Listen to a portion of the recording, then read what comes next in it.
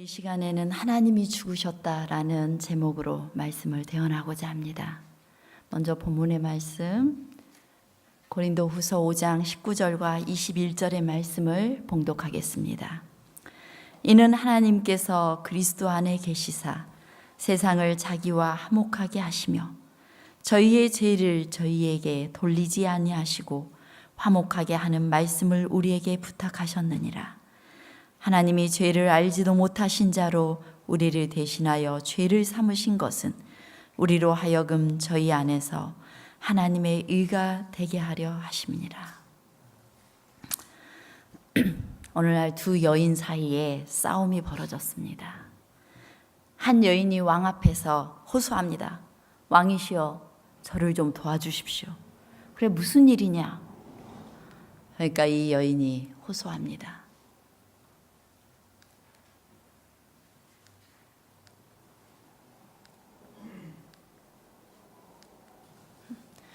이 여자가 내게 이르기를 네 아들 내라.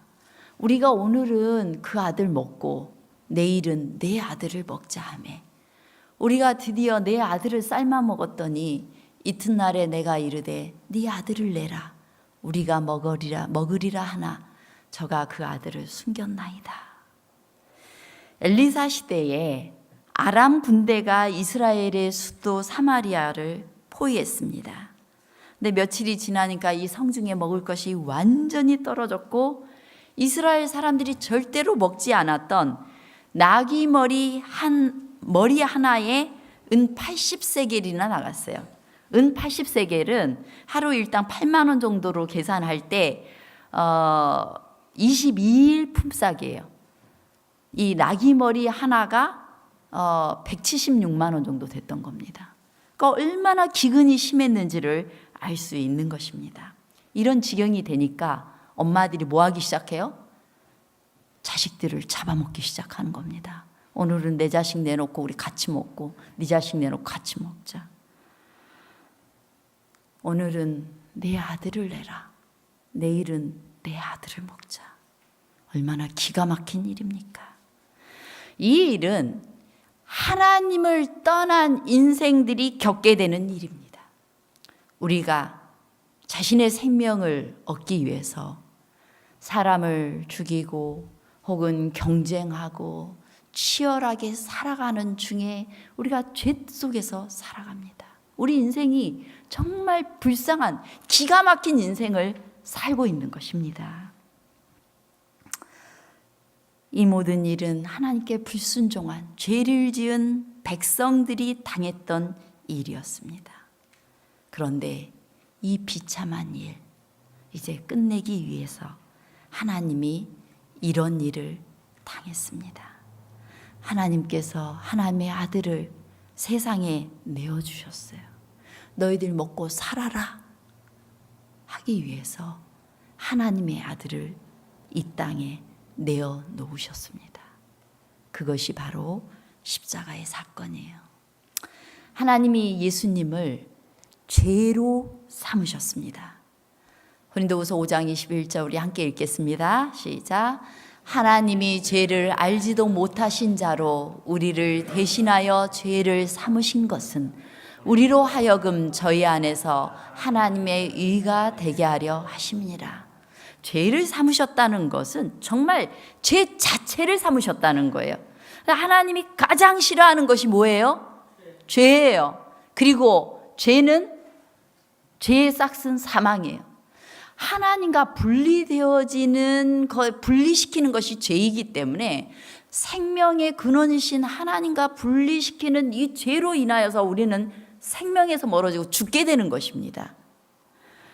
그런데 이것은 하나님과 분리되는 것은 영원한 죽음을 가리키는 것이고 또 죄는 하나님과 영원히 분리되는 걸 말씀하시는 거였어요.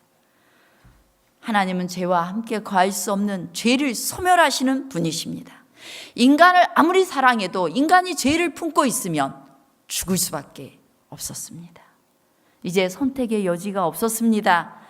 사랑하는 인간을 죽게 하든지 죽어가는 인간을 위해 독생자 예수 그리스도를 내놓든지 예수님에게 가장 싫어하는 죄 자체가 되게 해서 죄값을 다 갚든지 둘 중 하나만이 하나님이 선택할 수 있는 선택의 길이었습니다.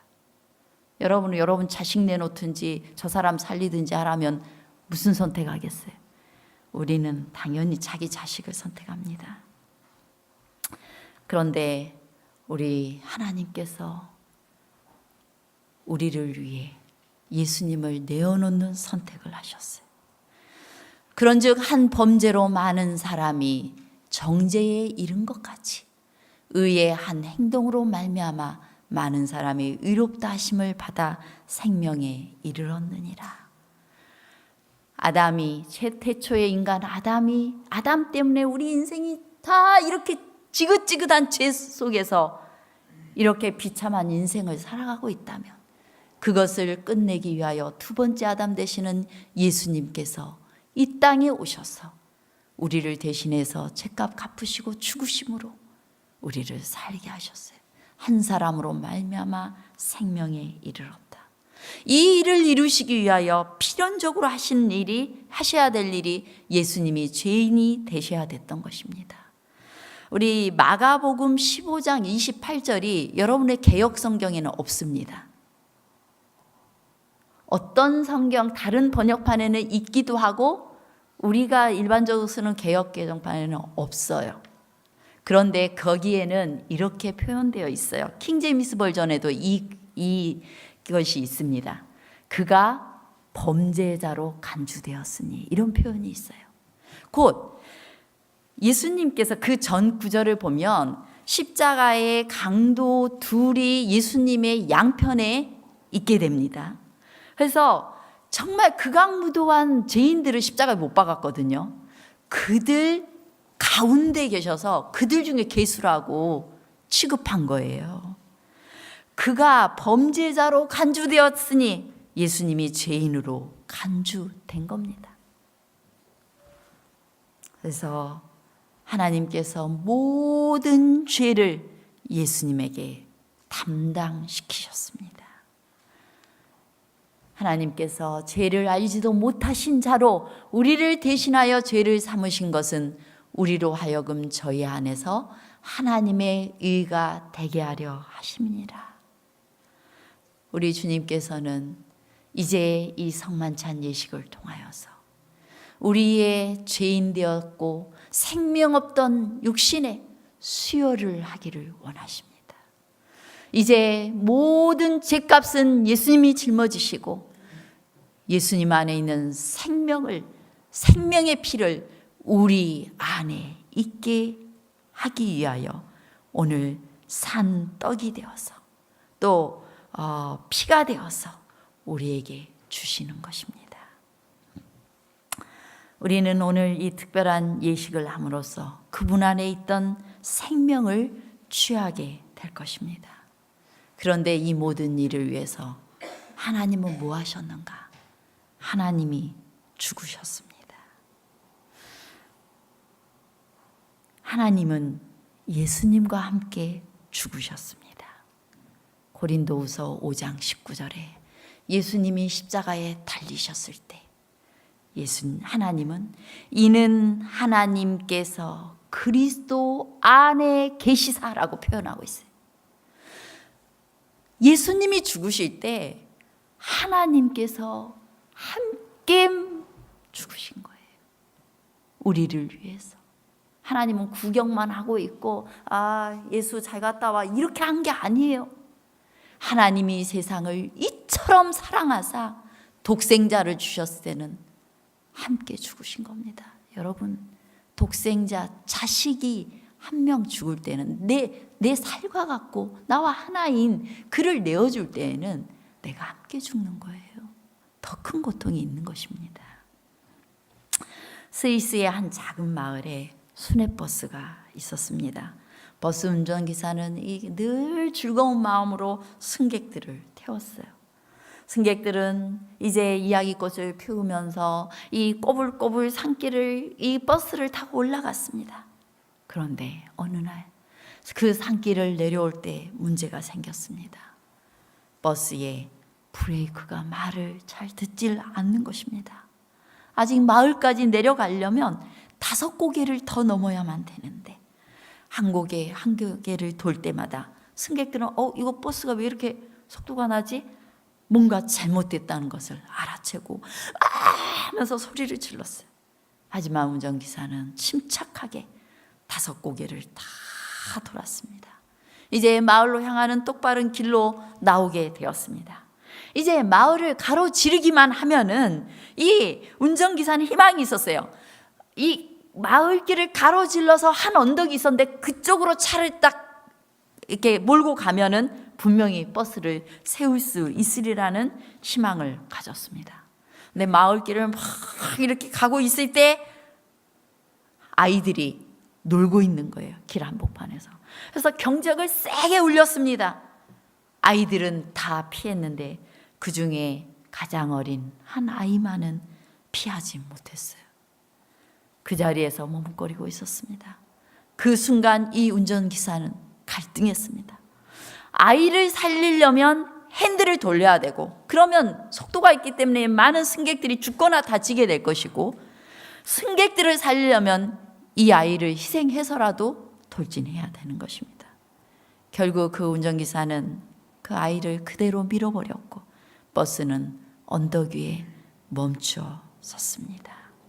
버스가 멈추자 운전기사는 급하게 내려서 아이에게로 갔습니다. 아이는 이미 숨을 거두었어요. 기가 막힌 운전기사는 아이를 안고 길 옆 오솔길로 걸어갔습니다.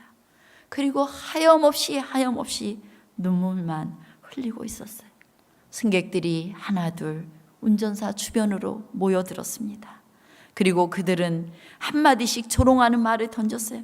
운전을 그런 식으로 하다니, 정비를 제대로 하지 않고 차를 몰았다니, 당신 살인자라고 온갖 욕설이 난무했습니다. 그런데 나중에 한 청년이 다가와서 그 광경을 보고 사람들에게 소리쳤어요. 여러분, 이제 그만 좀 하세요. 저 운전사를 더 이상 괴롭히지 마세요. 그 아이는 바로 그 운전기사의 아들입니다. 운전사는 승객들을 살리기 위해서 자기 아들을 기꺼이 희생시켰던 것입니다. 아들의 죽음은 아버지의 죽음입니다.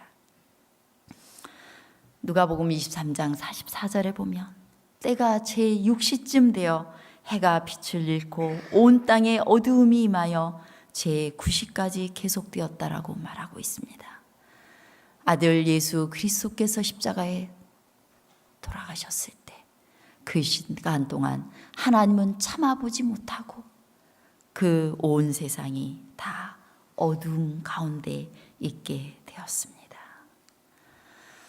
종로예단에 있는 말씀입니다. 하나님이 세상을 이처럼 사랑하사 독생자를 주셨다. 하나님께서 그리스도 안에 계시사 세상을 자기와 화목하게 하셨다. 하나님께서 그리스도 안에 계시사 세상을 자기와 화목하게 하셨다. 하나님께서는 그 아들과 함께 고통을 당하셨다.